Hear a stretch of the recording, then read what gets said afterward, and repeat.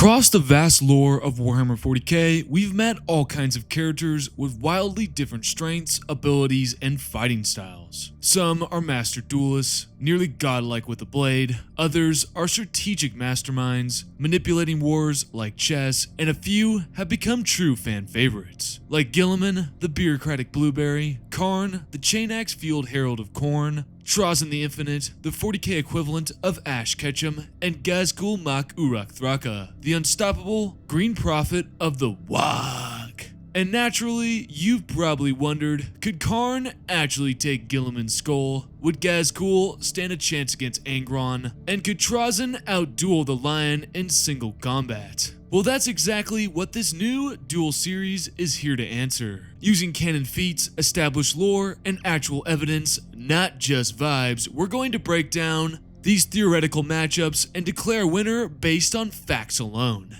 And today, we're beginning with a truly iconic matchup. The Wolf King of Fenris, Leman Russ, versus the Warhawk of Chogoris, Jaghatai Khan. Make your bets, people. Make your bets. Welcome to the very first episode of my new duel series, where we take characters from across the Warhammer 40k universe and settle the ultimate question: who would win in a true one-on-one fight? These matchups are entirely community driven and voted on by you. And for this inaugural showdown, selected by my Patreon, we're starting strong with a Primarch on Primarch fight, Jaghatai Khan and Leman Russ. Just like my other power scaling videos, we're going to start by examining who they are, their weapons, abilities, combat feats, and fighting style. Then we'll put them into 3 separate rounds. Round 1 will be base Primarch versus base Primarch, so no amps, power-ups, or unique weapons, just straight up base Primarchs. Round 2 will feature Leman Russ wielding the Dionysian Spear, or more commonly known as the Spear of Russ. Round 3 is a bonus round, a theoretical showdown between Jaghatai Khan, who has fully mastered his warp power of speed and endurance, against a Leman Russ who has done the same for his psychic abilities. This round is just for fun though, people. Some ground rules before we start. We're only using canon material from across the Warhammer 40k lore. No hypothetical power-ups, no "well if he unlocked his true potential," and no unfounded statements. Only what we've actually seen from both Primarchs in established lore. The duel takes place on an open battlefield, so no wolves or jet bikes, just martial skill, weapons, and abilities. And this is only the beginning, herd. From here, we'll expand into even more wild and insane matchups. Primarchs versus Phoenix Lords. Oh my god! Wow! Custodes versus Necrons.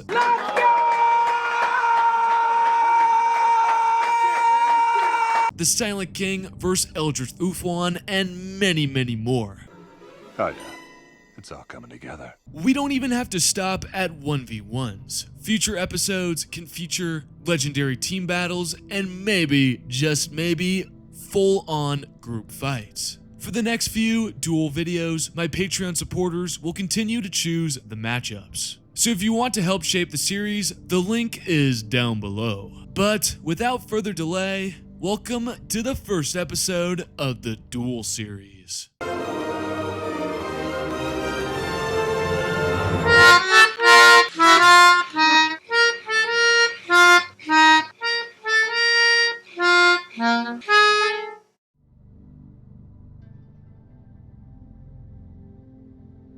Let's start with Leman Russ, the so-called Wolf King and the Emperor's Executioner, which we all know was more propaganda than an actual job title. You're not getting that chair, but here's what you do get. You get to flip that cart back over, you're throwing that chair away. Pops, you're coming with me. And you two idiots, if this isn't cleaned up when I get back, you're fired! Leman Russ was raised on the icy hellscape of Fenris by wolves. He later became its king before being humbled by the Emperor and taking command of the 6th Legion, renamed the Space Wolves. Throughout the Great Crusade, Russ was feared for his ferocity and loyalty. Horus later manipulated him into burning Prospero, where Russ defeated Magnus in single combat, a duel absolutely dripping with context that we'll soon explore. During the heresy, Russ confronted Horus aboard the Vengeful Spirit with the anti-chaos Dionysian spear, injuring but failing to kill him, and was brutally wounded in return. That's rough, buddy. He eventually recovered, but in true Space Wolves fashion, missed the Siege of Terra. A classic Space Wolves L. Now, let's dive into his gear and powers, some of which even longtime fans might not fully know, starting with his gear.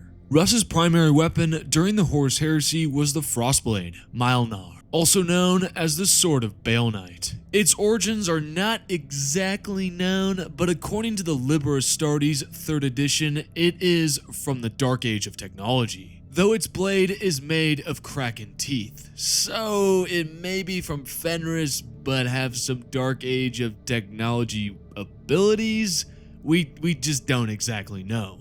He also wields the Frost Axe Hellwinter, which is similarly crafted from kraken teeth. Both weapons have been seen throughout the Heresy to effortlessly cut through Terminator plate, Dreadnought armor, and power armor, but not much outside of that, meaning these weapons don't really bring any advantage to this duel. For ranged combat, Russ used the Combi Bolter Scorn Spitter, a customized weapon gifted by Vulcan after the San Cantos campaign, which also doesn't seem to have anything special about it. But if we're speaking of something special, Leman Russ also possessed the legendary Dionysian Spear, or the Spear of Russ, a weapon of near mythical power which we won't factor into the first round of this duel, but we will allow Leman Russ to bring it into the second round. The Dionysian Spear is a psych weapon forged with a portion of the Emperor's power. The weapon is capable of conjuring warp lightning, piercing Dreadnought armor easily, and revealing truth to those it pierces. It even displays incredible anti-chaos properties as seen when Leman Russ fought Horus aboard the Vengeful Spirit in the book Wolfsbane.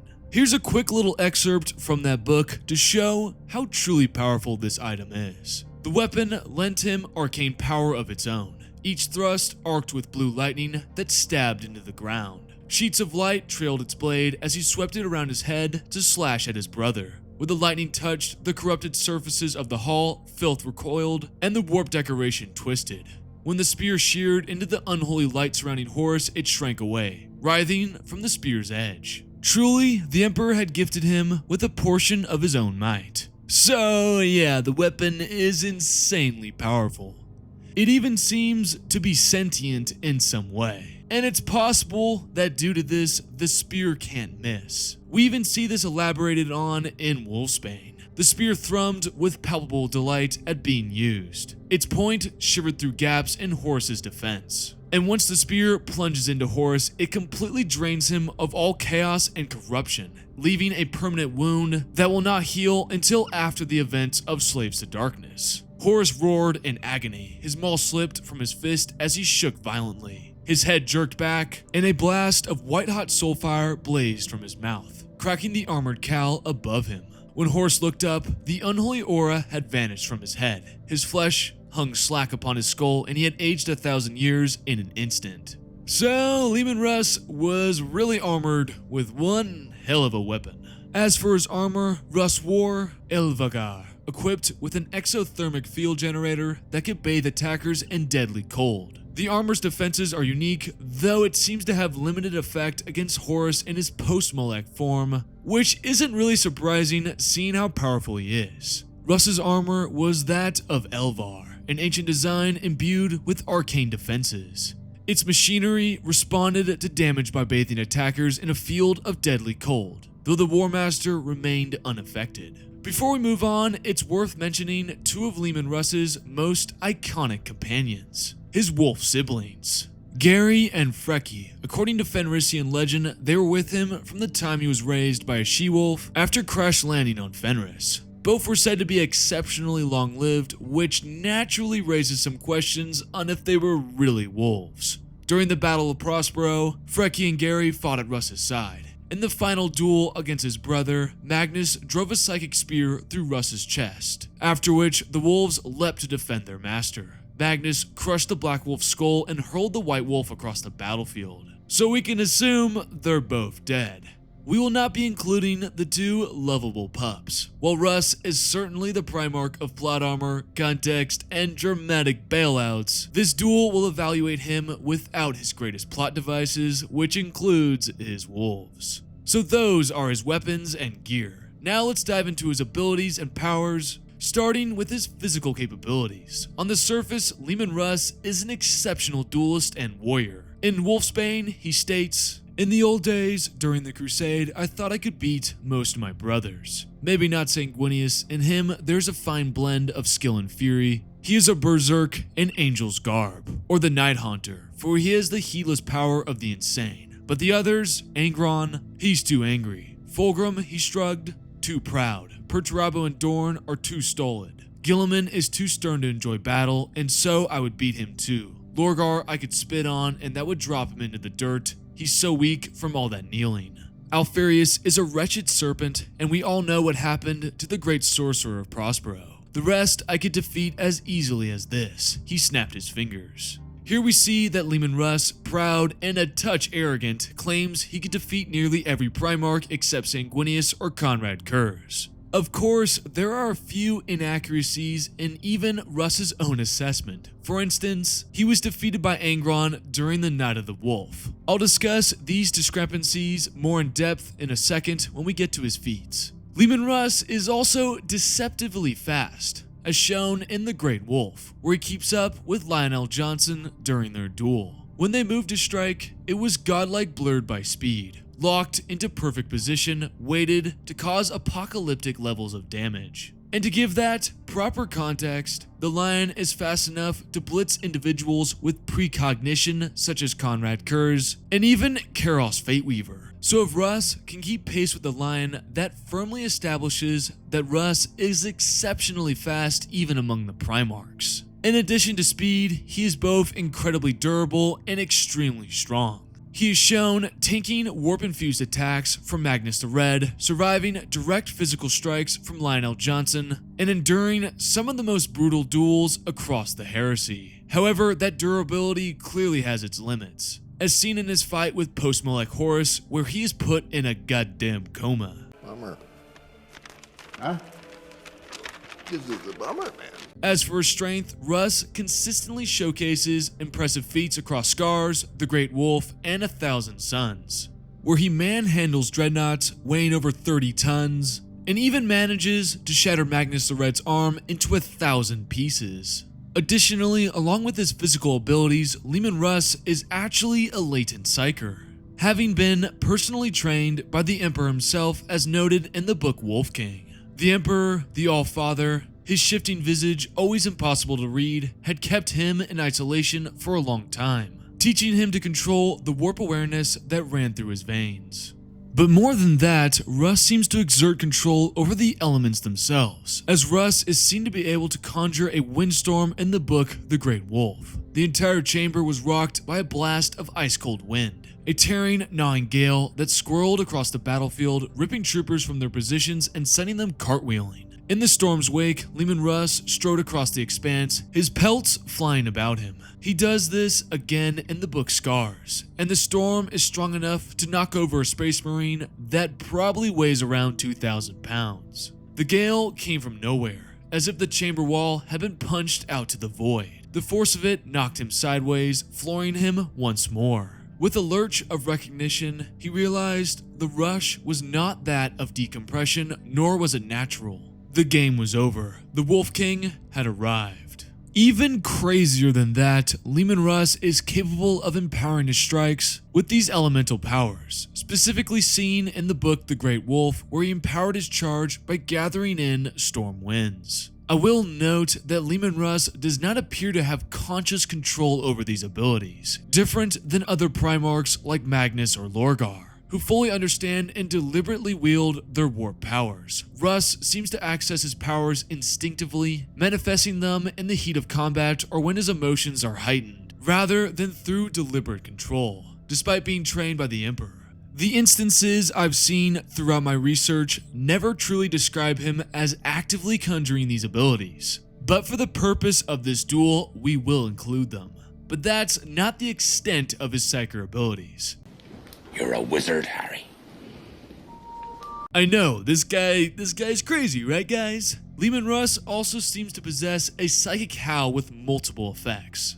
Firstly, it can nerf chaos corruption in the vicinity, though in this duel it won't matter, as the Khan is not corrupted by chaos. More significantly though, the second effect is devastating, as seen in the book 1,000 Suns, when Russ unleashes a psychic shockwave so powerful that it can stun, incapacitate, mentally break, or even outright kill psychers across an entire city. That's a lot of damage! Cementing him truly as a formidable anti-chaos force. Whether that would affect the gun, however, remains to be seen. Now, let's move on to what really matters. Leman Russ's greatest feats across the Great Crusade and the Horus Heresy. As usual on this channel, I like to highlight the significant duels, battles, and confrontations that truly define a character. Characters like Leman Russ can annihilate Xenos, Space Marines, Dreadnoughts, you name it. So we'll be focusing primarily on his clashes with other Primarchs, of which Russ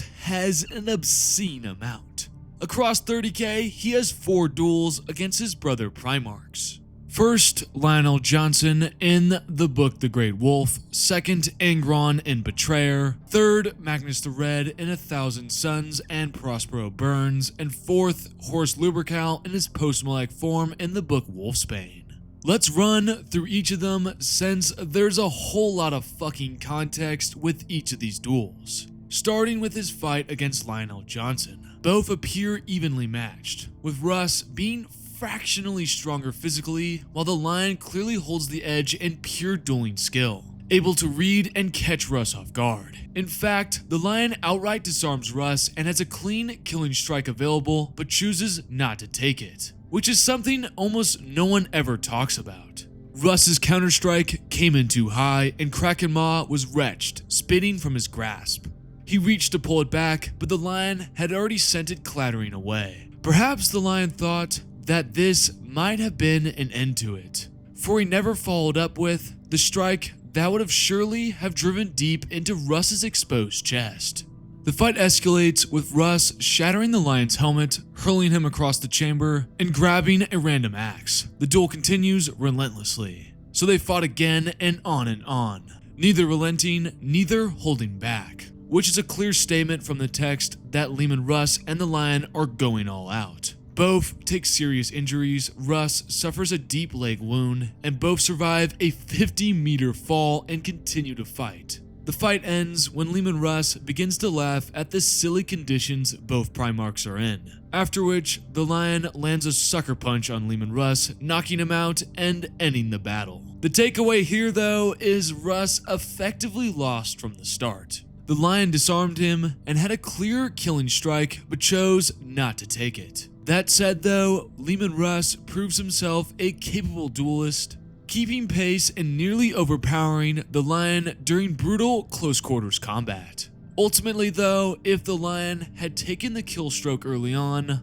Leman Russ would have effectively died and of course lost the duel. His second fight is in the book Betrayer and happens completely off screen, when he loses to Angron, the Primarch of the World Eaters. I had him, Lorgar, my boot on his throat. At the very end, I stood above him at last. I've talked about this way too much on my channel, but fuck it, let's do it again. Yes, Leman Russ was trying to prove a point on the dangers of the butcher's nails. Yes, Leman Russ was technically successful by proving that Angron's sons didn't care about him, and that if Russ so wished, the Space Wolves could have killed Angron there and then. But no, Leman Russ did not defeat Angron in a straight-up duel. The idea that the Wolf King, who is famously arrogant and prideful about his abilities, who as we just discussed, straight up fought Lionel Johnson over a stupid fucking oath, would willfully lose a duel to perhaps the least respected Primarch is a laughable argument.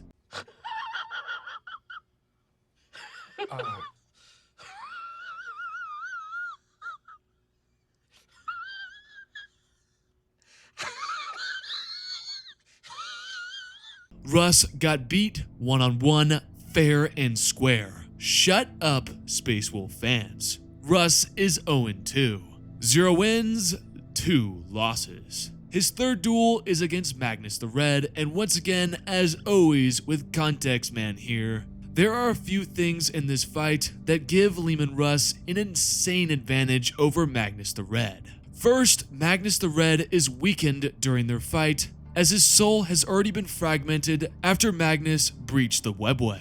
Here's an excerpt from the book 1,000 Suns. Magnus rose to his full height, his body diminished from its former glory, as though a fundamental part of him had been left behind on Terra after his confrontation with his father. And if you don't believe me for some weird Space Wolf bias, here is another. Get in, loser! We're looking at excerpts today. One of many, the Crimson King had been broken, shattered like a mirror thrown in anger. It began when he breached the wards on Terra, and it was ended by the Wolf's Wrath. So Magnus 100% lost a portion of his soul, breaching the webway, which significantly weakened him. The second advantage Leman Russ has in this fight is that the Custodians and Space Wolves are actively trying to intervene during their duel. The waters around the pyramid broke upon the shores, black as oil and churning as though some unseen tempest boiled beneath the surface. Space Wolves and Custodians plowed through the water, wading through the crashing spray to reach the pyramid. Magnus swept his hands aside, and the warriors on the water cried out in agony as it transformed into corrosive acid, burning through ceramite plates and reducing flesh and bone to jelly. So it's clear as day that Magnus during this fight had to also use his psychic abilities to stop the Custodians and the Space Wolves from essentially third-partying him during their fight.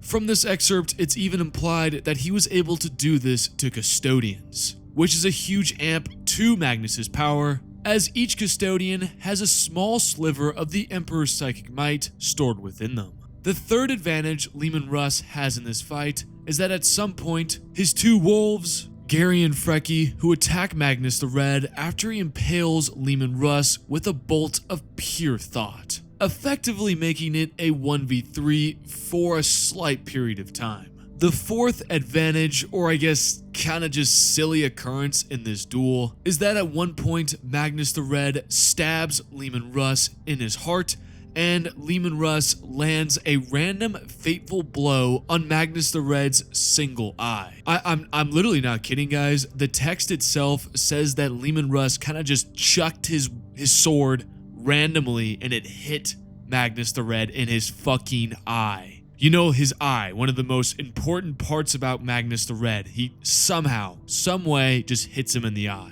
I've seen a ton of theories suggest that this was Tzeentch's work because of how fucking silly it is that Leman Russ was able to say, fuck it, Magnus is somewhere over there, and just throw his sword at him and somehow manage to hit his eye. But I'm not gonna say that's confirmed truth, but it is a plausible theory on how the hell this happened. And the fifth and final advantage Leman Russ has in this duel is that Magnus the Red is also limiting his power during their fight to help Azek Araman cast a ritual to save the remaining 1,000 Suns on Prospero. Space Wolf fans are fuming right now, but what else do you want me to say? These are all the facts, and if you disagree, go read 1,000 Suns before writing a comment that I will immediately refute. With all of that context in place, we have a weakened Magnus multitasking on a level beyond mortal or cow comprehension, who still has Russ dead to rights several times until Leman Russ's wolves step in, or he's able to randomly hit Magnus in the eye.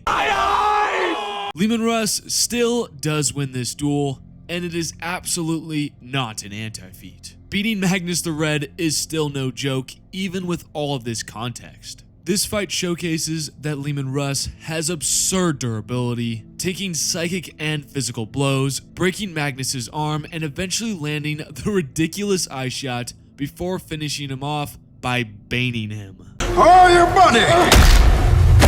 On neutral ground though, no outside interference, and even weakened Magnus the Red would probably destroy Leman Russ in a one-on-one fight. But in these very, very specific conditions, this is a Leman Russ dub. He moves to 2-1, courtesy of Guntext.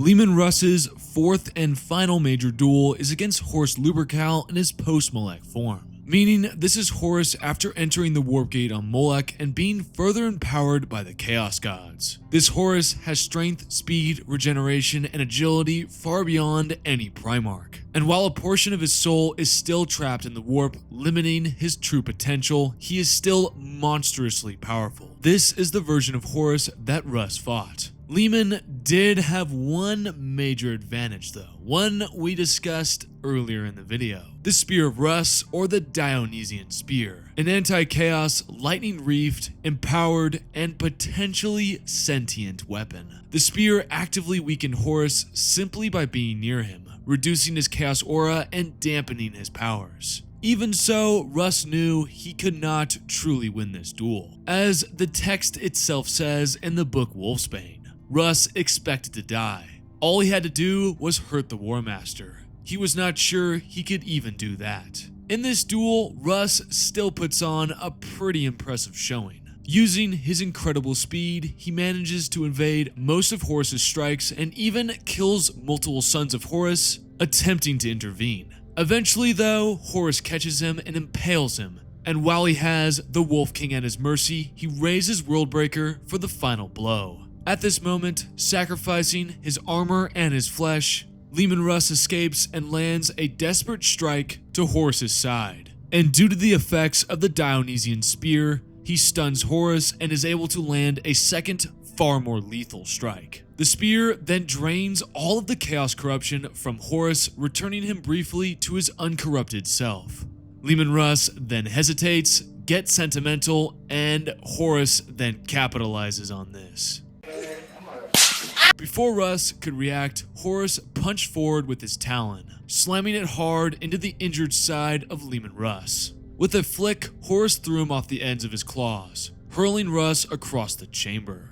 I think this duel truly shows that while Leman Russ is durable and very fast, without the Spear of Russ, his blows would have had zero effect on Horus Lupercal. I mean, imagine he used his Frostblade or his Frost Axe.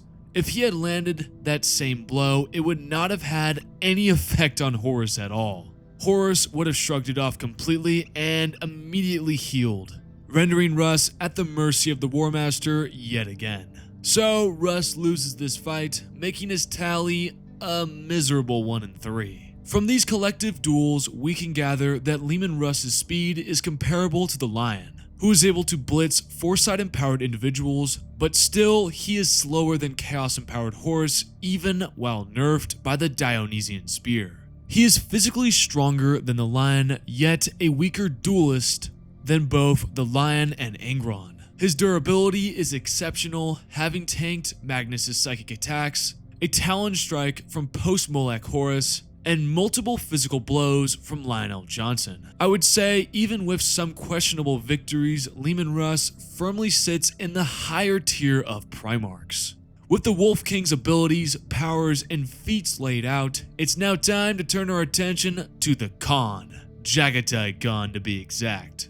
The fastest man in the galaxy.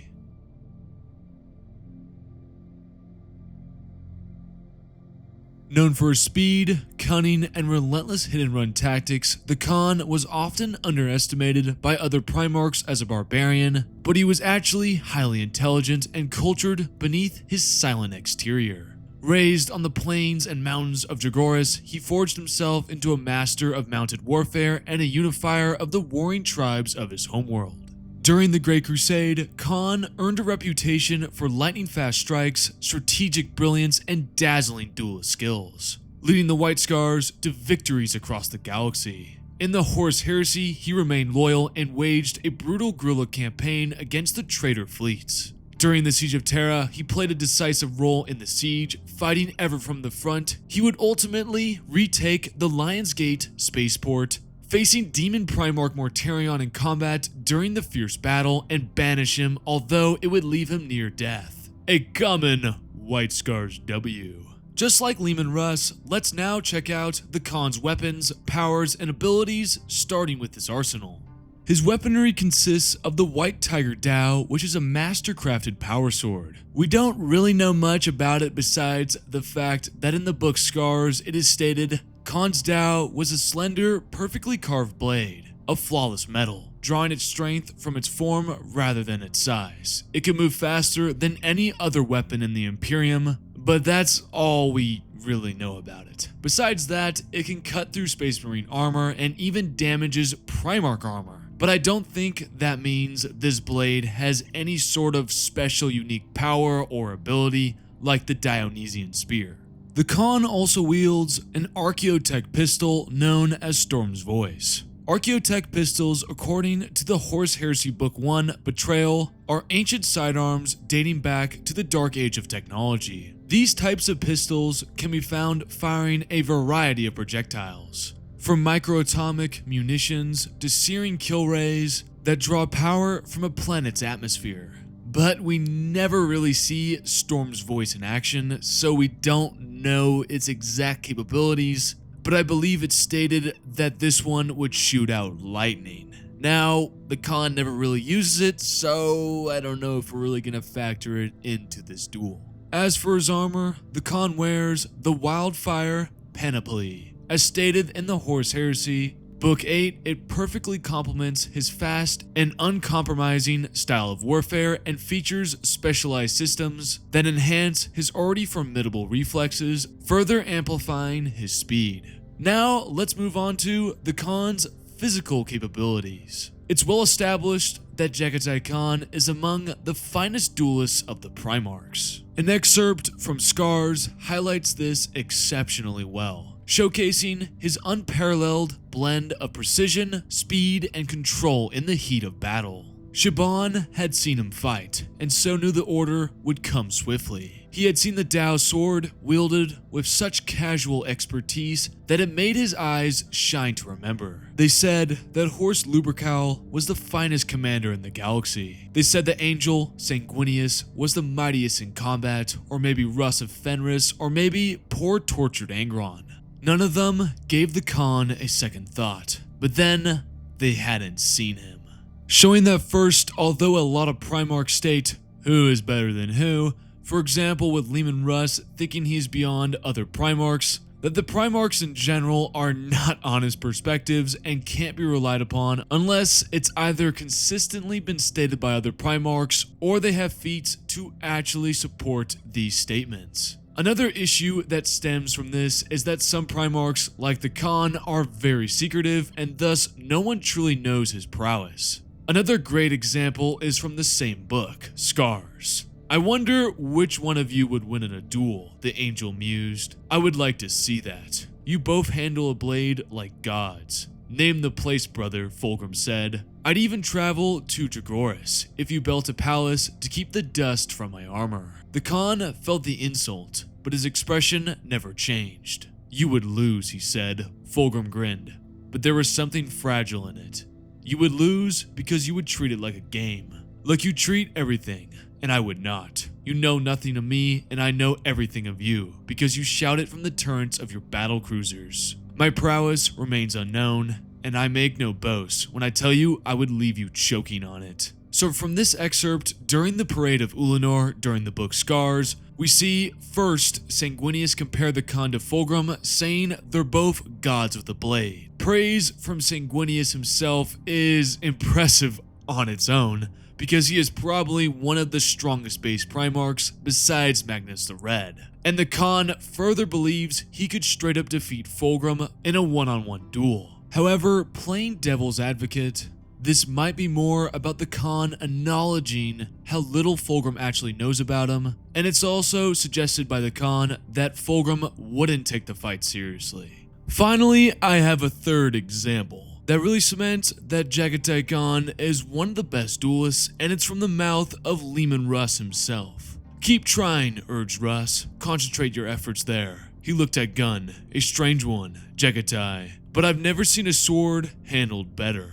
From these three examples, it's clear that the Khan is an elite duelist, standing comfortably among the finest blades of the Primarchs. Beyond sheer skill, his physical capabilities are just as impressive. He's strong enough to punch straight through a Leviathan dreadnought and casually toss it one-handed, an object weighing over 30 tons. He's even managed to overpower and strangle a Keeper of Secrets that was 3 times his size. As for his durability and endurance, well, they're quite strong as well, bolstered heavily by his warp-enhanced physiology, something we're about to dive into next. So unlike Leman Russ, the Khan is not a psyker in the traditional sense, but he does have warp abilities like all of the Primarchs. This one might surprise exactly no one, but the Khan's warp ability allows him to move absurdly fast.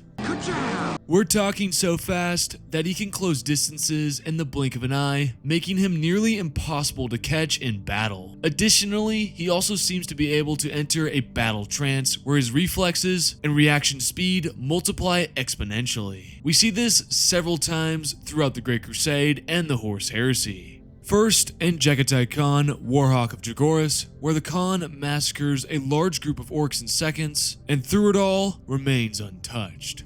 Then, he started to kill. He broke into a run, first heavily, measuring his strokes, then accelerating, faster and harder until he moved into a state the Jagorian sages called Alakga, where the thought alone could kill, where the distance between intention and action was made nothing, and where vengeance became a living thing with both extension and eminence. Under a gathering shroud of elemental vendetta, he killed them all. The Xenos never laid a claw on him.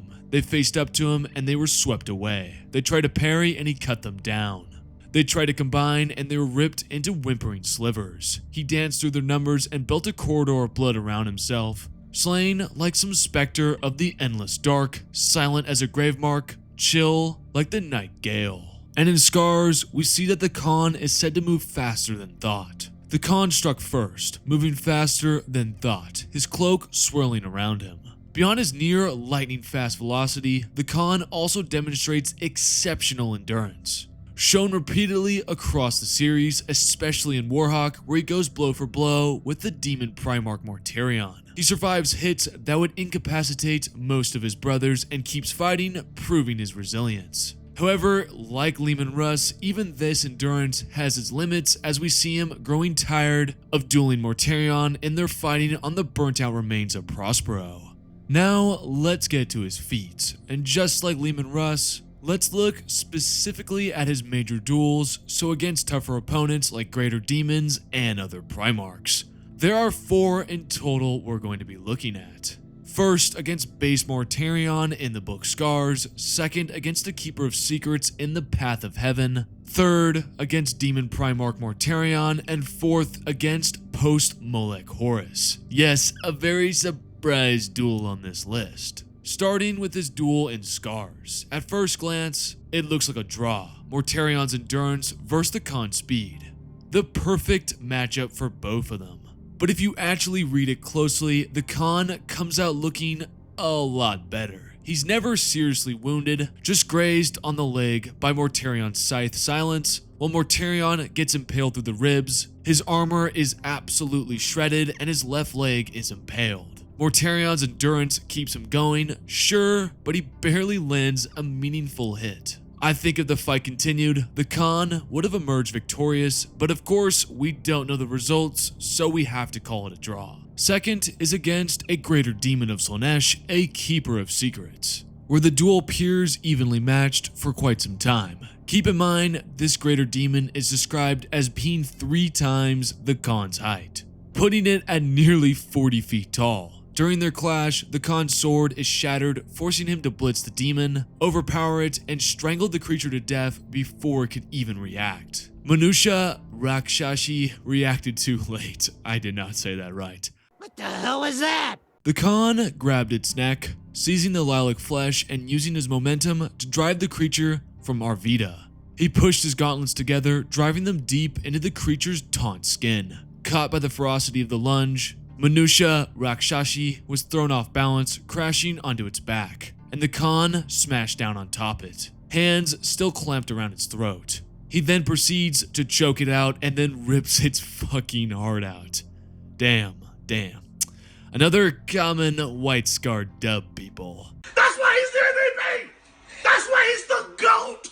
The GOAT! Now on to his third duel, and easily the most controversial, his fight with Demon Primarch Mortarion. And technically, it's a Khan win, since he does banish his corrupted brother, but at the cost of his own life. But context is everything, people. Jaghatai's greatest weapon in this battle wasn't his speed or his dueling ability, it was his insight and tactical genius. He understands people, situations, and motives better than almost any other Primarch. He recognized Mortarion's mindset perfectly, newly ascended, dulled by the comfort of immortality, and mentally slipping deeper into Nurgle's fog. Mortarion no longer feared death, and that mindset made him arrogant, distracted, and slow to react. The Khan exploited that. He deliberately held back, allowed Mortarion to treat the fight like a chore instead of a duel to the death, which resulted in him playing with his food, and the Khan led him. Only once Mortarion was worn down, frustrated, and mentally exposed did Jaghatai strike with purpose, trading his life for a perfect, decisive banishment blow. Had Jaghatai opened the fight using everything he had, Mortarion would have instantly recognized the danger, unleashed his full power, and ended the battle in seconds in his favor. From this, we can learn two things. First, Jaghatai is a strategist who understands warfare and psychology. Second, once again, his absurd endurance shines through, tanking multiple warp-infested,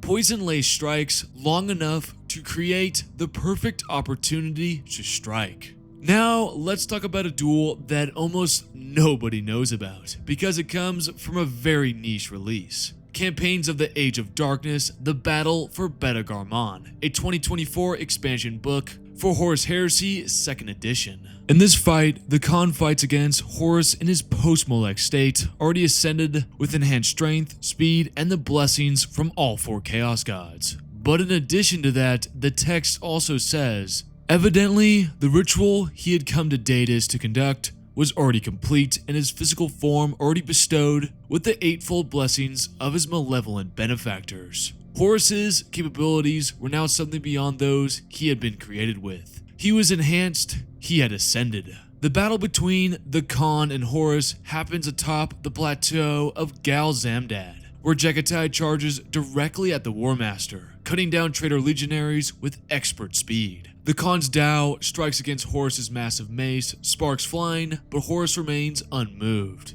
His strength and blessings far surpassing probably all the Primarchs at this point. Despite Jaghatai's speed, endurance, and skill, Horus's power proves overwhelming. The Khan is sent sprawling with a kick, landing amidst the bodies of his fallen sons, exhausted and battered. As Horus prepares to deliver a killing blow, the intervention of Shadrach Medusan and his shattered legionaries allows the Khan to escape via teleportation. From this duel, we can gather a couple things. We see the Khan's mastery of swordplay and his ability to endure grievous punishment. Yet, even with these abilities, Horus's ascended buffs are simply too much for the Khan. Now, I would like to point out here that in this campaign book, it appears that Horus gains an additional buff. Right off the bat, this makes no fucking sense because at Molech, he already gained a buff from the Chaos Gods. Well, you got me. By all accounts, it doesn't make sense. So whoever wrote this campaign book has either no idea what the hell they're doing, or they don't know the Horus Heresy storyline. But either way, it doesn't make a lot of sense, but it makes the weird claim that Jaghatai Khan fought a Horus post-Molech that was further amped. He was amped on top of his amp, which is the stupidest thing ever. But I guess I have to go with it. I hate going with canon facts. Tut. Overall, the Khan is still a master duelist, much faster than Primarchs like Base Mortarion, but definitely not as strong physically. Now that we've covered both Primarch's war gear, physical capabilities, warp-based powers, and their greatest feats, it's time, yes, time, to place them head-to-head and finally answer the question you clicked on this video for. Who would win? Jaghatai Khan, the Warhawk of Chogoris, or Leman Russ, the Wolfgang? Let's duel. It's time to do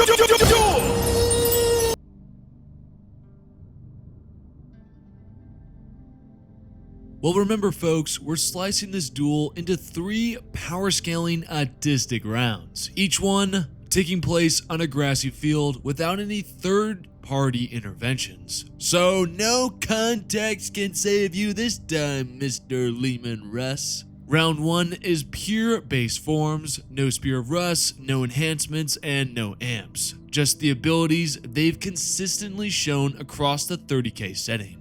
Blades, brute power, skill, and whatever the Emperor baked into their Primarch DNA. Round 2 unlocks the special toys, or I guess the toy. Leman Russ gets the Dionysian Spear, which massively amps his damage output, reach, and anti-warp abilities. I'd love to say the Khan gets some type of upgrade to match, but unfortunately he simply doesn't. You can't keep getting away with it! He pulls up to round 2 with the same kit, same swagger, and the same godlike speed. Round 3 is the potential round, a fun hypothetical where both Primarchs have reached their true potential. Russ gets full access to his latent psychic powers, including controlled use of his Psychic Howl, Elemental Mastery, and other psychic abilities. The Khan also gets mastery over his warp-derived, battle trance, and speed abilities at will, operating at a full metaphysical throttle. This round is their most broken, and of course, will be the most autistic. And before we fire the starting pistol for round 1, you need to make your predictions right now. Lock it in, people, lock it in! Because if you don't, I will arrive at your house wearing a wolf cloak, riding a jet bike, and I will milk you. What? No, dude! Yes, how the turntables have turned. Let's start with round 1. Although the 2 Primarchs have never directly fought, only coming close in scars, we can compare them via their duels against the same opponent. Post Molech Horus, Leman Russ faces Horus armed with the anti-chaos Dionysian Spear, a near-perfect weapon that nullified Horus's powers to some degree. The spear also was able to project lightning and may have even been sentient. Even with this advantage, Russ was caught and impaled by Horus's talon, only managing a single strike that exploited the spear's anti-chaos properties. Despite his skill, speed, and durability, Russ barely survived and was ultimately overwhelmed. The Khan, on the other hand, faced a potentially stronger, further enhanced Horus due to the ritual of Dedis, which seemed to have enhanced Horus even more, which I discussed earlier makes no fucking sense. In contrast to Leman Russ, Jaghatai Khan faced this version of Horus without any special anti-chaos weaponry. And even so, he traded blows with the War Master before being knocked aside and left at Horus's mercy. While the Khan survived uninjured, Russ was wounded despite wielding the perfect counter to Horus. Now, you can definitely make the argument that Horus even gaining more power after Molech makes no sense, and I would agree with you, but alas, a campaign book is canon, and technically we could end the debate right here, since the Khan performed better against an even more empowered Horus than Russ did against a weaker version, while Russ had a broken anti-chaos weapon. But this is a falling out video, fellas. That's too easy. So let's continue with round 1. Factoring in their weapons, abilities, and prior feats, let's pit them on a grassy field. Russ wields the Sword of Bale Knight, Hellwinter, and a combi bolter, while the Khan carries the White Tiger Dao and Storm's Voice, clad in his Wildfire armor. Neither Primarch has a weapon that drastically shifts the outcome, but the Khan's gear allows him to fully utilize his warp-enhanced speed and reflexes. And on the other hand, Russ's Warplate enhances his durability and punishes direct contact, releasing cloud bursts of ice and frost whenever he is hit.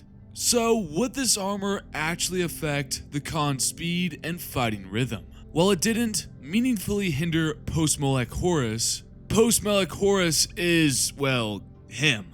A Chaos Warp Primarch with absurd durability. The Khan, however, fights using constant repositioning, layered feints, and rapid dodge, strike, disengagement patterns. In theory, that freezing backlash might slow the tempo of his assault or force disengagement. But there's a problem with that theory. The Khan has already dealt with far worse. Specifically his duel with Demon Primarch Mortarion in the book Warhawk. Mortarion's weapons and aura itself are absolutely dripping with Nurgle's decay. It rots flesh, rusts armor, and can poison reality itself. Throughout the course of their battle, the Khan is infected and wounded multiple times, yet even Nurgle's magic failed to truly slow him down. And the Khan came back quicker, his smashed ankles somehow propelling him across the erupted ground faster than Mortarion could react. If warp poison decay from a reality-rotting Demon Primarch couldn't slow him down,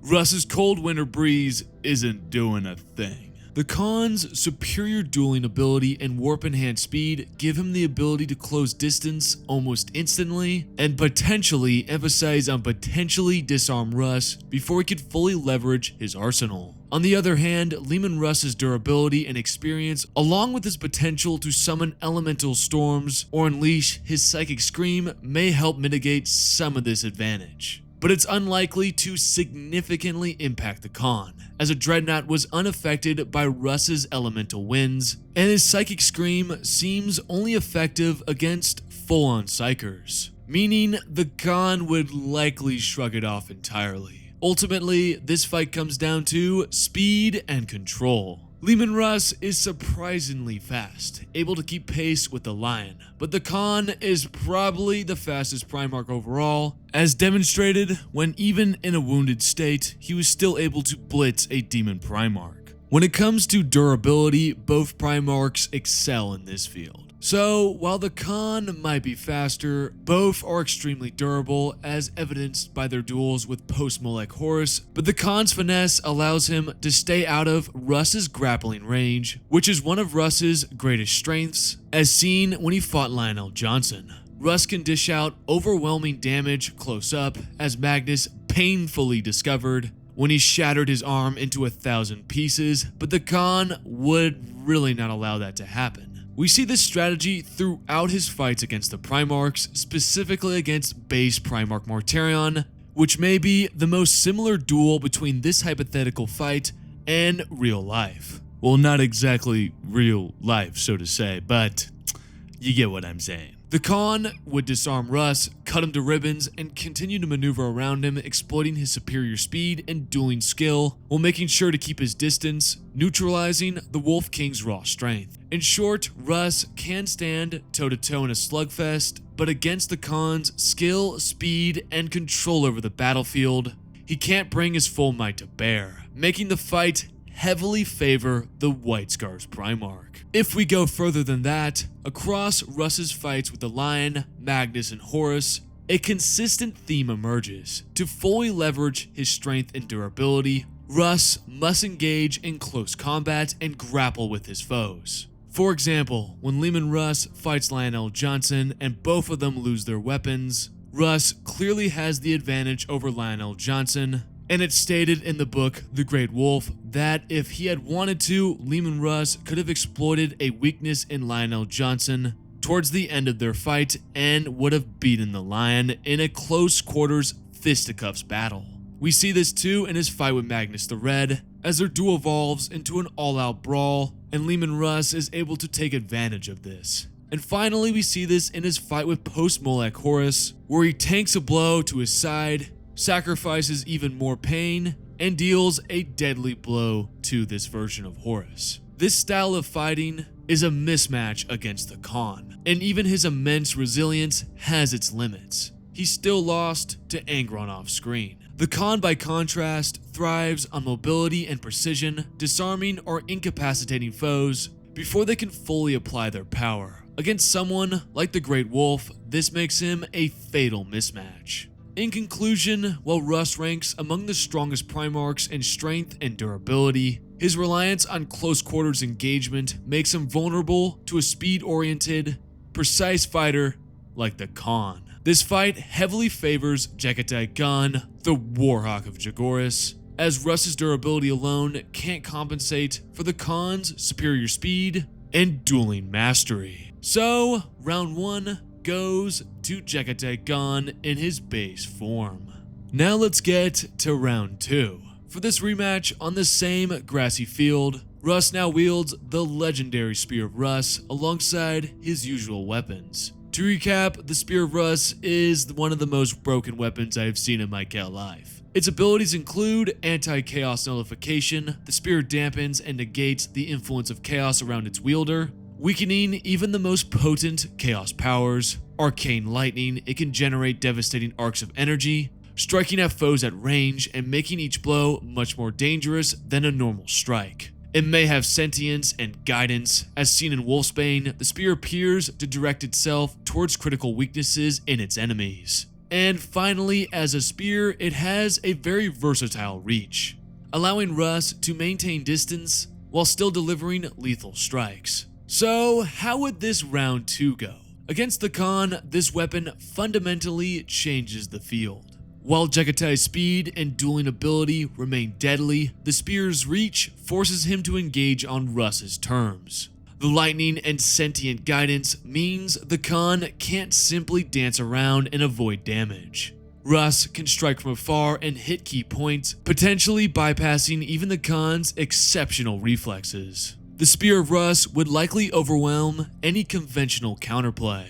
While the Khan would put up an impressive fight, his speed alone can't overcome a weapon of this caliber. The Spear of Russ is arguably one of the most potent artifacts in all of 40k. In this round, the spear shifts the balance decisively in Russ's favor, making the Spear of Russ the winner of round 2. I'm serious, guys, maybe if you gave this weapon to a guardsman, they could do something crazy with it.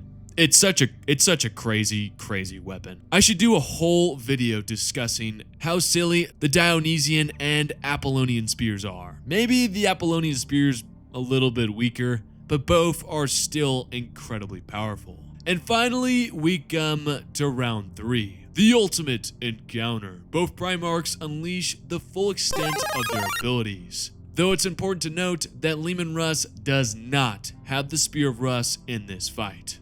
Jaghatai Khan is fully accessing his speed and reflexes and can close and create distance almost instantly. His battle instincts are honed to perfection, allowing him to anticipate attacks, read the flow of combat, and adapt mid-fight. Leman Russ, on the other hand, would be able to channel his elemental powers to their full extent, summoning storms and lightning at will.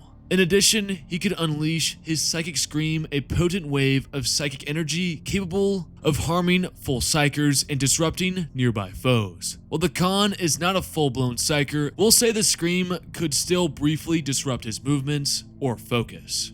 Even at their full power, this matchup ultimately comes down to speed and the ability to exploit openings. Russ's elemental storms and psychic scream give him the tools to shape the battlefield and punish the Khan if he overextends himself. The scream in particular could briefly disrupt the Khan, potentially slowing his approach or breaking his rhythm. However, the true turning point would be whether Russ can summon a full-scale elemental storm before the Khan closes the gap.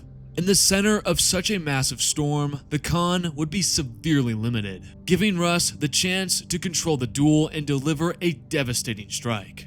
If the Khan reaches Russ before the storm fully manifests, he could dictate the fight, neutralize the Wolf King's main advantages, and exploit openings with lethal speed. This encounter becomes the amazing race. Can Russ summon his storm and fully deploy his Psychic Scream before the Khan blitzes him? Given the Khan's proven ability to move faster than expected, even against overwhelming opponents, the edge still likely favors Jaghatai Khan.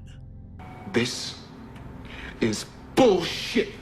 Though the battle could swing dramatically depending on what happens next. It's really difficult to debate this hypothetical, especially when considering true potential versus true potential. Still, it seems that the Khan's speed gives him the decisive edge, as speed is often the most reliable way to counter a psyker in the 40k setting. And that's it for this one, fellas. Here is the round recap for the first inaugural duel. Round 1 goes to Jaghatai Khan, who dominates with his unmatched speed, dueling ability, and tactical genius. Russ just can't get close enough to use his raw strength and is overmatched. Round 2 goes to Leman Russ, who storms the field with the Spear of Russ, a weapon so devastating it turns the tide of battle, giving him a hard-earned victory. Round 3 is very hard to truly dictate, but I would say it goes to Jaghatai Khan. His warp-enhanced speed, reflexes, and dueling ability yet again outmaneuver even Russ's elemental storm and other psychic abilities. And there you have it, guys. The Khan takes 2 of these rounds and Leman Russ leaves with just a single victory. If you guys would like to decide future duel videos, consider joining my Patreon and voting on the next one. The next 2 I have planned are Lionel Johnson vs Sanguinius and Rabute Gilliman vs Rogel Dorn. Massive shout out to my Patreon and YouTube memberships, keeping this amazing content alive. Ryania Basket, Ritter S, Imbasi Paul, Musty, Omar, Keedry, Nico149, William Strong, and Soap Tastes Okay. I seriously can't thank you guys enough. And finally, next week, I swear to God, even if it's going to be late, the Chaos Warbands are coming. It has been delayed for almost 2 months, but it's finally going to be here. I swear to God, even if this video takes me 2 weeks to do, it will be out next time. As always, my favorite milk drinkers, stay milked, and I will see you when we discuss the corrupted, chaos-infested Traitor Marines. Take care now.